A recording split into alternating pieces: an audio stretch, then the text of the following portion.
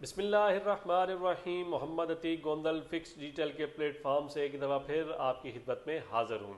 मौजूद नाज़रीन, अगर आपने हमारा ये नया यूट्यूब चैनल सब्सक्राइब नहीं किया तो खसूसी तौर पे हमारा ये नया यूट्यूब चैनल सब्सक्राइब कर लें, जहाँ पे हर आने वाले टॉपिक के ऊपर, लेटेस्ट टॉपिक के ऊपर आप तक वीडियोस पहुँचती रहेंगी। मौजूद नाज़रीन, आज की जो मेरी वीडियो है वो ज़मींदार से रिलेटेड है, किसान से रिलेटेड है, जो पाकिस्तान की जो रीढ़ की हड्डी समझी जाती है, जो ज़राअत, उससे रिलेटेड है। जी हाँ, गंदम की जो है वो कटाई का सीज़न चल रहा है और मैं आपको बताता चलूँ कि इस वक्त नहायत ही अफसोस के साथ ये कहना पड़ रहा है कि पहली दफ़ा पाकिस्तान के अंदर जो है वो गंदम की ख़रीदारी नहीं की जा रही सरकारी सतह के ऊपर। जी हाँ, तो इससे जो सबसे ज़्यादा नुकसान जो है वो डायरेक्टली तौर पे किसान के ऊपर होगा कि इस वक्त गंदम का रेट जो है वो तकरीबन 3400 या 3500 रुपया मन के नज़दीक है, जो कि गुज़िश्ता साल जो है गंदम का रेट 3800 या 4000 या 4100 के करीब था। तो आपको ये बताता चलूँ कि गुज़िश्ता साल जहाँ पे डीएपी या जहाँ पे यूरिया का रेट जो था वो 2500 या 3000 था, वहाँ पे इस वक्त रेट 5500 या 6000 के करीब है। इसी तरह डीजल का रेट अगर आप देखें, इसी तरह बकाया चीज़ों के अगर आप रेट देखेंगे तो रेट 100 गुना जंप किए हैं as compare to last year, जबकि रेट्स अगर हम गंदम के देखें तो वो कम हुए हैं। अब इसके पीछे क्या वजूहात हैं, ये वजूहात तो पंजाब हुकूमत ही खैर बेहतर तरीके से बता सकती है। जो मेरा एक्सपीरियंस है, ये जो मेरी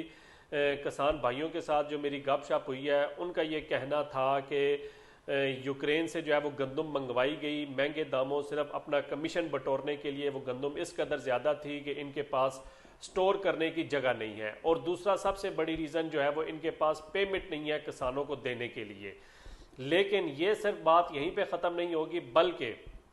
ठीक आज से 4 या 5 माह के बाद या 3 माह के बाद आप देखिएगा गंदम का रेट कहाँ जाएगा। मतलब आम शख्स के लिए फिर भी इसके अंदर कोई गुंजाइश नहीं है, कोई उसको फ़ायदा नहीं होना डायरेक्टली तौर पे, बल्कि किसान को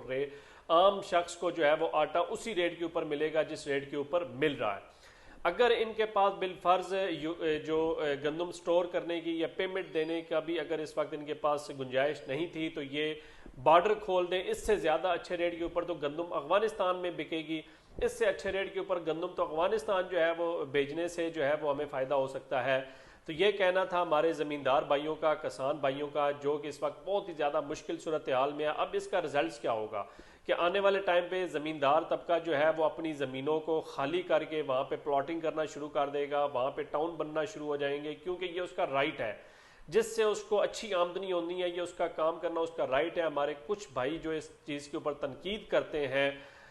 हालांकि वो खुद किसी अच्छे टाउन, बहरिया टाउन में या किसी अच्छी सोसाइटी के अंदर रह रहे होते हैं, लेकिन वो तनकीद करते हैं सोसाइटीज़ के ऊपर, वो तनकीद करते हैं बिल्डर्स के ऊपर, वो तनकीद करते हैं डेवलपर्स के ऊपर। तो आज इस वक्त उनको बोलना चाहिए ज़राअत के ऊपर, ज़राअत को प्रोटेक्ट करना चाहिए। किसान बिल्कुल बुरी तरह फ्लॉप हो चुका है, वो खुदकुशी करने के करीब है, वो मौत के गले लगाने को तैयार है। लेकिन इस वक्त जो कुछ उसका गंदम के हवाले में जो उसके साथ हो रहा है, ये बहुत ही ज़्यादा तशवीशनाक है। आप तमाम लोगों से भी गुजारिश है कि इसमें आवाज़ उठाएं और हुकूमती पॉलिसियों की, नालायक पॉलिसियों की जो है वो आवाज़ बुलंद करें, ताकि हुकूमत होश के नाखुन ले और किसानों के, उनकी मजदूरी का, उनकी उजरत का जो वक्त है वो वक्त पे उनको मजदूरी और उनको उजरत दी जाए जितने उनके अखराजात हुए हैं। तो उम्मीद करता हूँ कि ऐसी नाअहल पॉलिसियों से हुकूमत जो है वो इसके नज़र षानी करेगी और कुछ ऐसी पॉलिसीज़ बनाएगी किसान के लिए जो किसान दोस्त पॉलिसीज़ हों, जो